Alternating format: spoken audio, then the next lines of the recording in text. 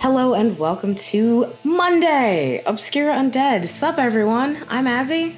I'm Mouse. And today we're reviewing Black Angel's new album, Prince of Darkness, released June 18th. It's their third studio-length album, and it is their very first album with their brand new vocalist, Corey Landis. Yes, this is a 12-track album. All songs were written and performed by Matt Vowles, but the vocals are Corey Landis. And then there's some additional vocals throughout the album that you'll hear. So this is some pretty fun goth rock classic style. Yeah, overall their best release yet. I agree. It's called Prince of Darkness, and it's kind of got this Halloween story threaded throughout. There's an intro, an interlude, and an outro that all sort of have this like cinematic voiceover Vincent Price vibe to them. I actually really loved that. I did too. I was like, this is like cheesy, but like superb. Like I know. When the intro kicked in, I was like, all right, this is just going to be another one of those kind of but like. You know what it reminds me of is when you're at Disney in the Haunted Mansion, that voice talks to you, and you're like, you're in for a wild ride, and you can't help but get in the car. There's no time to talk, and go for the wild ride. So it gives it that horror ballad kind of feel for the album. It was Sleepy Hollow-ish. Very nice. Very cinematic. Yes. The album has two opening tracks that are kind of setting the tone for the classic goth rock, both Alive and Serene. Did you want to talk about Serene first?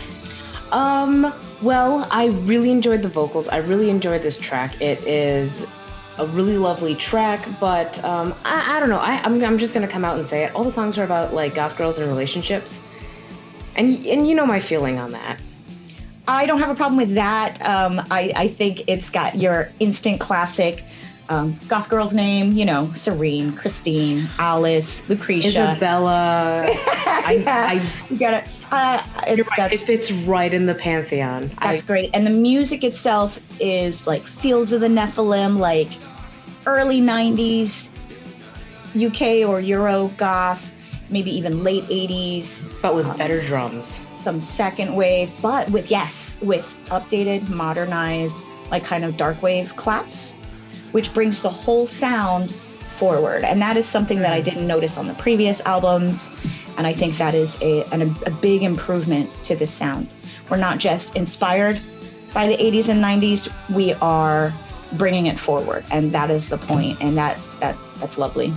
I absolutely agree. I had heard that first and foremost on their single track, which actually is the next track after Serene, and that is Live to Love, where I heard that and I was just like, oh wow, this is actually it's still Black Angel, but this is quite different than what they've done in the past. It's a fun jam. Yes, it's another song about like love and shit, and I hate songs are gonna be about love, Azzy. I hate love. But the song is such a jam. You just want it to be about Dev. There's another song right after the interlude, which the interlude is a pretty fine break. And normally I don't listen to intros or outros or interludes, but these were pretty. Okay, it's cute. They were cute. It's very cute. The track "Give It to Me" I really loved. I felt that was a goth rock album.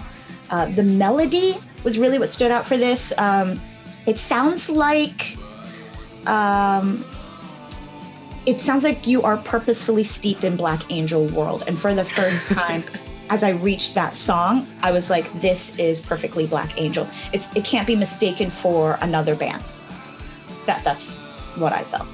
I actually really enjoyed Call the Night Part 2 because I felt like the vocals kind of fell into a lot of the same throughout the album, but the Prince as well. Call the Night Part 2, I feel like we really that song is where Corey Landis shines, in my opinion. The vocals are so ballady, so crooning, really like emotional and a little desolate. I'll give it a little desolate. And I think that track, out of all the tracks, even though it's the slowest track on the album, makes the best use out of Corey's vocals. It's so beautiful. just to mention the Prince really quick, it's so theatrical. It has like crows and screaming when they talk about screaming in the song. It's steeped in heavy guitar. You've got your broken glass sounds, so it's all like really 3D.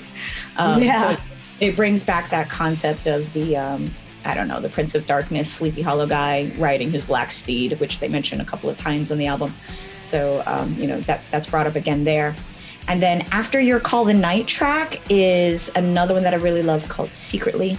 It has some really nice dueling vocals, which I'm a sucker for. I love that. Yeah, it was lovely. Smooth, sultry, upfront vocals, which I love. And then there's higher pitched, like belting vocals in the background, which gives it this really big room feel. I think big feel is kind of how this entire album is, and I don't know if it was intentional where they, were trying to go for this is like a big movie kind of vibe. I mean, I kind of feel like they were just because of the intro and the outro and the interlude, but I gotta say, fabulous job. Yes, absolutely. It is a step up from the other albums, and what's impressive about Black Angel's legacy, so to speak, is that their first album was only a couple of years ago. And it's been through the pandemic. They've been very active on social media, and this is now their third album. So that is running leaps and bounds. So they're progressing very quickly. Right, and it's full albums, fully conceptualized albums. Although honestly, I will say that even though I feel this is their best album, they have not made a track that has really gotten to my heart so much as the track off of their first album, which the track was Lie to You. I still absolutely adore it. Lie to You. I remember that. Oh. I don't drive around Orlando with my best friend at 2 a.m. singing that song. Not at all. That's awesome. Yeah, really great effort. Strongly recommend you pick it up. It's on Solid Recordings and also on Bandcamp. And there's a lot of singles. I guess the Live to Love, or no, maybe just one single. The Live to Love single, which, as you mentioned, dropped earlier in April. So my lyrics picks for this album is the horse trotting in the intro. Because I loved it so much when I heard it. Just go listen to the intro. This is great. Yeah, and I usually skip intros. But horse trotting. Okay, so before we go, I have one really, really, really quick thing for you. And it is, you don't stop playing because you grow old. You grow old because you stop playing. That's it. That's all I got for you. Bye. So have a great night. Bye.